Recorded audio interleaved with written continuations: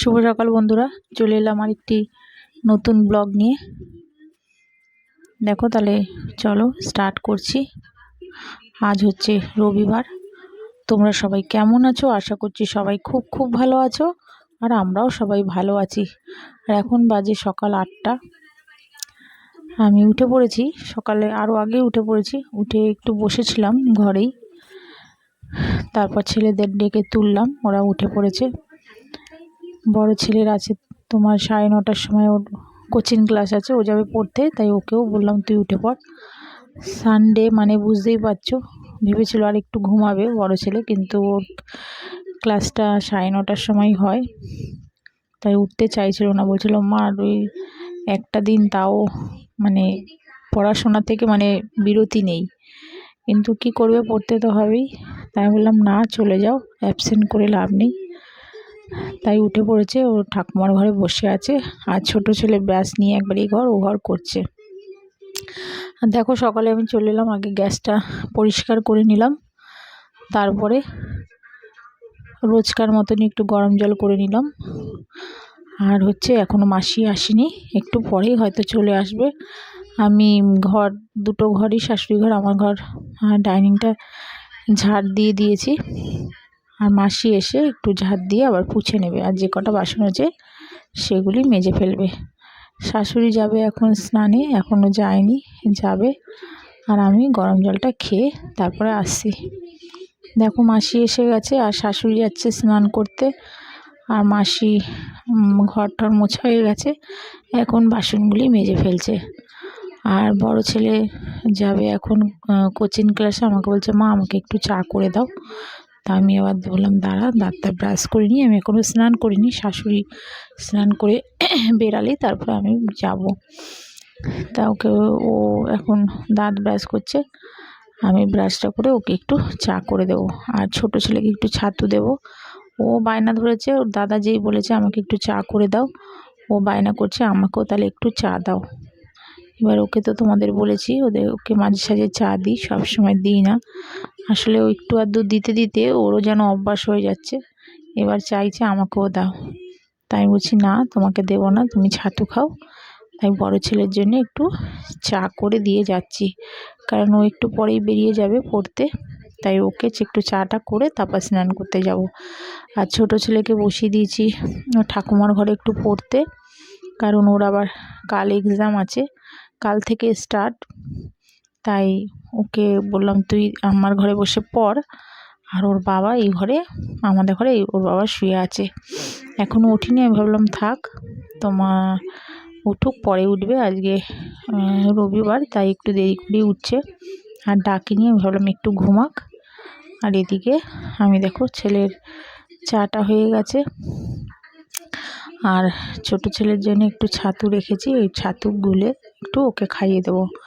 বড় ছেলে চাটা খেয়ে বেরিয়ে যাবে, তারপরে ছোট ছেলেকে একটু ছাতু খাইয়ে দেবো, তারপর আমি স্নানে যাব। আজকে ঠান্ডাটা সকালের দিকটা একটু ঠান্ডা লাগছে, কিন্তু দুপুরবেলার দিকটা একদমই গরম। আজকে এখন আবার দুদিন ধরে দেখছি একটু সকালের দিকটা একটু বেশি ঠান্ডা লাগছে।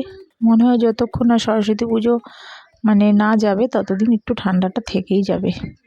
দেখো ছাতুটা হয়ে গেছে, ও ছাতুটা খাইয়ে দিয়ে এসছি, আমারও স্নান টান হয়ে গেছে।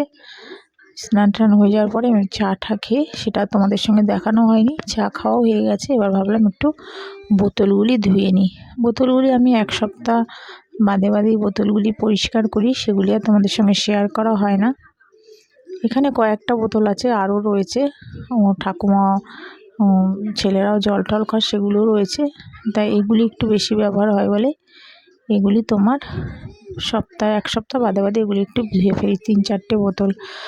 আর ওদিকে কিছু কন্টেনারও রয়েছে সব মশলা টশলার, সেগুলি ভাবছি কাজ টাজ হয়ে গেলে, রান্না ঠান্না হয়ে গেলে তারপরে তোমার ওগুলি ধোবো। তাই এখন আর ধুচ্ছি না, কারণ ছোট ছেলেকে আবার একটু পড়াতে বসাতে হবে, ওর আবার আজকে ম্যাম আসবে না, তাই আমাকে দেখতে হবে।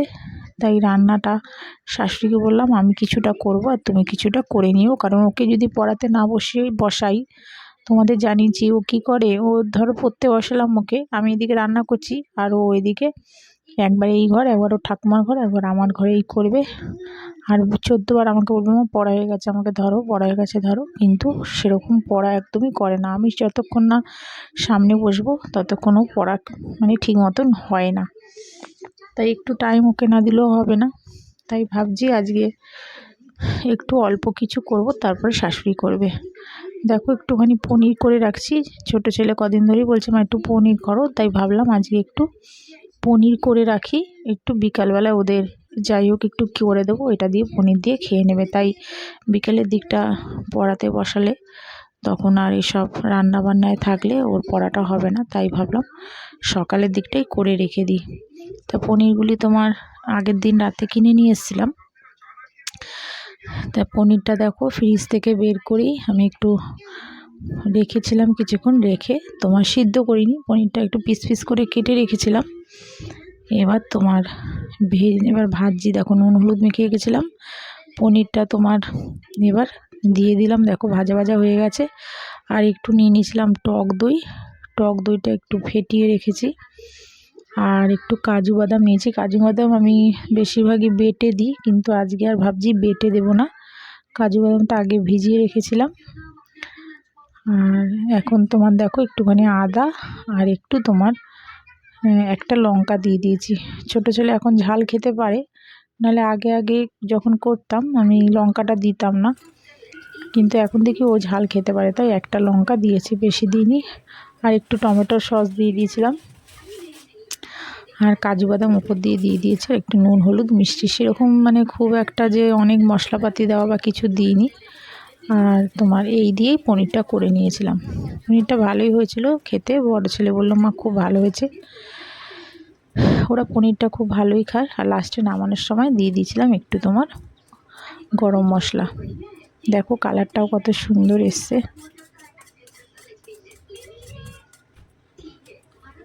পনির ওরা রুটি দিয়েও ভালো খায়, আর তোমার লুচি করে দিলে তো আর কোনো কথাই না। দেখো ছোটো ছেলে এসে দাঁড়িয়েও পড়েছে, পনির এত ভালোবাসে, পনির হলেই দৌড়ে দৌড়ে চলে আসবে, বলে মা আমাকে একটা মুখে দাও, আমি খাবো। চলো এবার পনির হয়ে গেল, এবার দেখো এবার ভাবছি একটু খেয়ে নিই, তাই একটুখানি আগের দিন রুটি করে রেখেছিলাম, সেই দেখি দুটো রুটি ছিল। শাশুড়ি তো বোঁদে জানিয়েছি রুটি একটা ভালো খায় না, তাই আমি দুটো রুটি আর একটু বোঁদে ছিল, বোঁদে বার করে খেয়ে নিলাম। আর শাশুড়ি একটু মুড়ি খেয়ে নিয়েছে। দেখো তোমাদের দাদাভাই বাজার থেকে কি নিয়ে এসছে, ভোলা ভেটকি মাছ নিয়ে এসছে, আর নিয়ে এসছে তোমার দুটো পমফ্রেট মাছ। ও বললো আমি ভোলা ভেটকি খাবো না, আমার জন্য দুটো পমফ্রেট নিয়ে এসেছি। ভোলা ভেটকি মাছ ঘরে সবচেয়ে বেশি আমিই ভালো খাই, তাই তোমাদের দাদাভাই একটু ভালো পেয়েছে, নিয়ে চলে এসছে। আজকে আর কিছু মাংস টাংস কিছু আনেনি, তাই শাশুড়ি বলেছিল যে একটু মাটন নিয়ে আসতে পারতিস, বললো না মাছটা ভালো পেয়েছি তাই নিয়ে চলে এসেছি। এই সত্যি মাছটা খুব ভালো মাছ, দেখো সাইজগুলো কত বড় বড়। এই ভোলা ভেটকি মাছ যখন নিয়ে আসে তখন তোমার বেশিরভাগই এরকমই বড় বড় পিস মানে বড় দেখে বড় সাইজেরই নিয়ে আসে। আর হচ্ছে তোমার যেদিনকা তোমার মানে কাটা নিয়ে আসে মাছের মাথা, এর মানে কাটা পাওয়া যায়, সে কাটাও মাঝে মাঝে নিয়ে আসে, সেইটাও করি আমরা আলু দিয়ে, খুব সুন্দর হয়, একটু আলু পেঁয়াজ রসুন আদা দিয়ে করি, কাটাগুলি খুব ভালো হয় খেতে। তা যখন ভালো পায় তখন নিয়ে আসে, আর নালে এরকম মাছ যদি পায় নিয়ে চলে আসে। দেখো এটা করব একটু, শুধু পেঁয়াজ দেবো, বেশি কিছু মশলা না, তোমার আদা রসুন কিছুই দেবো না, শুধু একটু পেঁয়াজ দেব, আর দেব কালো জিরে, আর নুন হলুদ মিষ্টি তো এগুলো দিতেই হয়। আর তোমার একটু লঙ্কার গুঁড়ো দিয়ে দেবো অল্প করে, আর দুটো দেব কাঁচা লঙ্কা দিয়ে কালো জিরে ফোড়ন দিয়ে মাছটা করব। অনেকে আছে এই মাছের ঝোল খায় আলু ঠালু দিয়ে, ধনেপাতা দিয়ে, কিন্তু আমার শাশুড়িও এরকম করেই করে, তাই আমিও এরকম করেই করি। দেখো ওটা ভাজা ভাজা হয়ে এসছে। আর শাশুড়ি তোমার ওদিকে বসে কাটাকুটি করছে। তা আজকে আর আমি সেরকম কিছুই করব না, তোমাদের আমি বললাম একটু মাছের ঝালটা আমি করে ফেলি, আর একটু করব তোমার উচ্ছে আর একটু কুমড়ো ভাজা করব। দেখো এটা এবার তোমার মশলাটা দিয়ে দিচ্ছি, আস্তে আস্তে করে দিলাম একটু সাদা জিরে আর দুটো কাঁচা লঙ্কা, আর দিয়ে দিলাম পেঁয়াজটা। পেঁয়াজটা একটুখানি ভাজা ভাজা হয়ে আসছে, দেখো একদম কম তেল দিয়েছি, বেশি তেল দিইনি, অল্প তেলেই করছি রান্নাটা। একটু ভাজা ভাজা হয়ে গেলে তারপরে তোমার মশলাটা কষিয়ে একটু নুন হলুদ মিষ্টি দিয়ে দেবো, নুন হলুদ আর একটু দিয়ে দেবো হচ্ছে তোমার লঙ্কার গুঁড়ো কম দেবো, কারণ দুটো লঙ্কা আগেই কাঁচা লঙ্কা দিয়ে দিয়েছি, তাই একটু লঙ্কার গুঁড়ো কম দেবো। দেখো এই যে মশলাটা দিয়ে দিলাম, এবার একটু এটা কষিয়ে তারপরে জল দিয়ে দেবো। দেখো এটা তেল ছেড়ে এসছে, আর ওই গ্যাসটায় বসিয়ে দেবো। একটু টমেটো দিয়ে দিলাম, অল্প টমেটো দিয়েছি, বেশি না, একটু অর্ধেক টমেটো ছিল তাই ওর মধ্যে দিয়ে দিয়েছি। দেখো জলটা দিয়ে দিলাম, এবার এটা ঢেকে দেবো আর ওই গ্যাসটায় বসিয়ে দেবো তোমার এই যে উচ্ছে আর একটু তোমার উচ্ছে ভাজা আর একটু তোমার কুমড়ো আর উচ্ছে ভাজা। তোমাদের দাদা ভাই খুব ভালো খায়। এমনি যখন প্লেন উচ্ছে ভাজি তখন খেতে চায় না, কিন্তু কুমড়ো দিয়ে ভাজলে বেশ মিষ্টি মিষ্টি লাগে, ওর খুব ভালো লাগে, নাহলে উচ্ছে শুনলেই উচ্ছে খেতে চাইবে না। দেখো একটু শুকনো লঙ্কা আর কালো জিরে ফোড়ন দিলাম, দিয়ে এবার একটু তেল দিয়ে এবার দিয়ে দেবো এটা। উচ্ছে ভাজা বড় ছেলেও একদম খেতে চায় না, কিন্তু ওকে জোর করে খাওয়াই। ছোট ছেলে তাও একটু খেয়ে নেয়, কিন্তু বড় ছেলে তো খেতেই চায় না। আর এরকম কুমড়ো দিয়ে ভাজলে পরে উচ্ছে সত্যি খুব ভালো লাগে, মানে তিতোটা সেরকম বোঝা যায় না। আর উচ্ছেটা ছিল ভীষণ তিতো, উচ্ছে দিয়েছিলাম কম, কিন্তু প্রচুর তিতো হয়ে গেছিলো খাওয়ার সময় দেখেছিলাম। কুমড়োটা একটু মিষ্টি মিষ্টি বলে, তাও তোমার দাদা ভাই আর ছেলেরা একটু খেয়েছে, আর আমি আর শাশুড়ি তো খাই, আমাদের কোনো অসুবিধা হয় না, ভালোই লাগে খেতে। আর শাশুড়ি তোমার ওদিকে বসে তোমার একটু শুক্তোর সব জিনিস কাটছে বসে বসে। শাশুড়ি একটু করবে শুক্তো, অনেক দিন ধরেই তোমাদের দাদাভাই শুক্তো করো বলছিল, তা আজকে আর আমি করব না, আমি বললাম মা তুমি করে ফেলো। তাই শাশুড়ি তোমার সমস্ত জিনিস বসে বসে কাটছে, শুক্তো যেসব জিনিস লাগে সেগুলি বসে বসে কাটছে। আর আমি এদিকে এটা করব, এই দুটো করেই ব্যাস তারপর আমি চলে যাব ছেলেকে একটু পড়াতে। ছেলে আর বড় ছেলে আর ছোট ছেলেকে খাইয়ে দিয়েছি। ও ঠাকুমা সকালবেলা একটু ভাত আর একটু ডাল আর একটু আলু ভাজা আর ডিমের অমলেট করে দিয়েছিল সকালবেলা, ওরা দুই ভাই মিলে খেয়ে নিয়েছে। ওরা সকালের দিকটা তোমার এইসবই বেশিরভাগ করে দিই, মাঝে সাঝে একটু আধটু খিচুড়ি খায়, আর বাইরের জিনিস সকালবেলা তো সেরকম খুব একটা দিই না। বিকেলের দিকটা একটু বাইরের জিনিস খায়, কিন্তু সকালের দিকটা সেরকম বাইরের জিনিস কিছু কিনে দিই না, ওরা ভাতটাই বেশি ভালো খায়। দেখো এটা ভাজা ভাজা হচ্ছে, আর এদিকে মশলা এটা ঝোলটা তোমার ফুটে গেছে, তাই এবারে দিয়ে দেবো মাছগুলি একটা একটা করে। এই মাছ আবার আর একটা অসুবিধা কি, এই মাছগুলি ভীষণ ভেঙে যায়, ভেটকি মাছ তোমার কড়া করে ভাজলেও দেখেছি, ঝোলে দিলে তোমার ভেঙে যায়। আর মাছ যদি একটু ভেঙে যায় দেখবে যেন ভালো লাগে না, কেমন জানি লাগে যে দূর ঝোলটা কেমন হয়েছে, ভালো হয়নি, এরকম যেন মনে হয়। এই মাছ ভীষণই তোমার যতই কড়া করে আমি দেখেছি ভাজা, আমার শাশুড়িও দেখেছি যখনই করে তখনই মাছ দেখি একটু ভেঙে ভেঙে যায়, তাই একটু আস্তে আস্তে করেই তোমার ঝোলের মধ্যে দিলাম। এবার নামানোর সময় একটু ধনেপাতা দিয়ে দেবো। দেখো আমার শাশুড়ি কেটে রেখেছে যে বেগুন, সজনে ডাঁটা, একটু গাজর, সিম, ওদিকে হচ্ছে তোমার কাঁচকলা আর হচ্ছে উচ্ছে, আর করবে একটু পটল আলুর তরকারি। দেখো নতুন নতুন পটল খেতে খুব ভালোই লাগে, পটলগুলো একদমই নতুন নিয়ে এসেছিলো।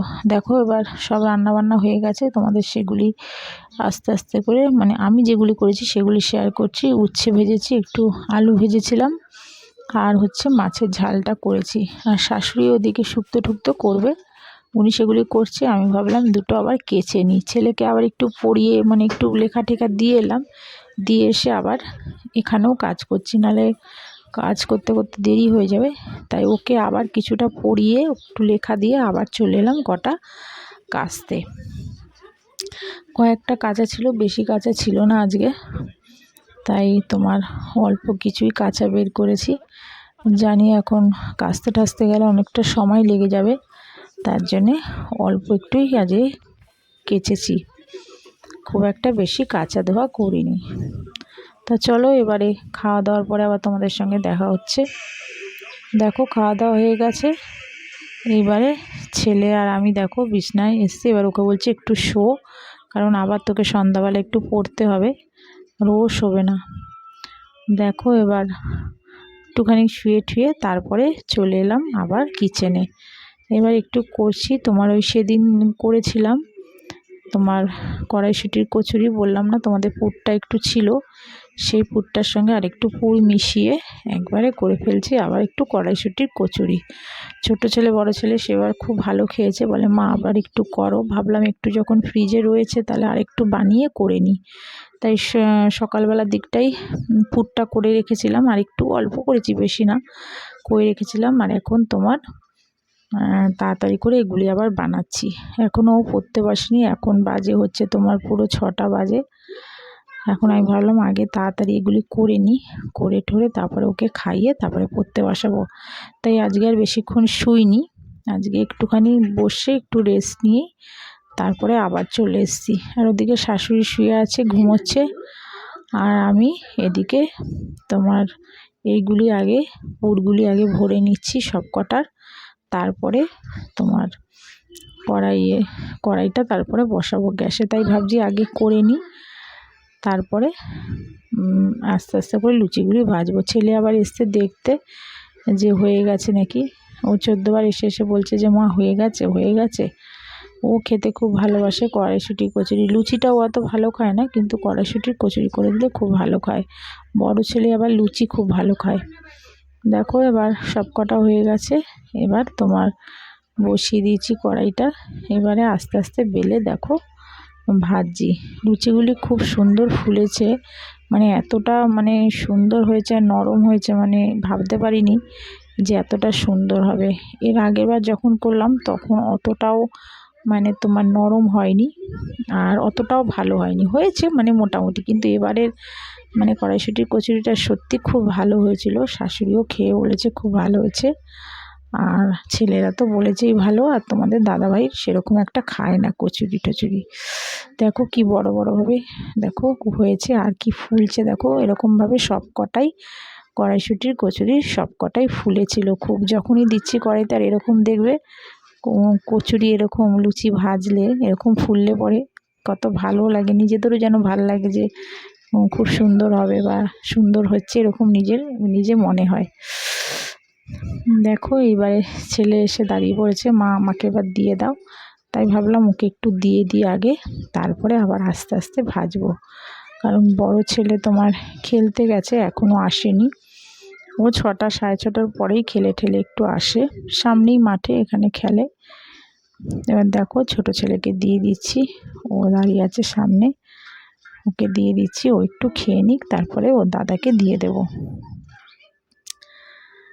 যারা যারা আমার ব্লগটা যাদের ভালো লাগছে প্লিজ তাদেরকে বলছি একটা লাইক, একটু সাবস্ক্রাইব করো, আমার পাশে থেকে আমাকে একটু সাপোর্ট করো।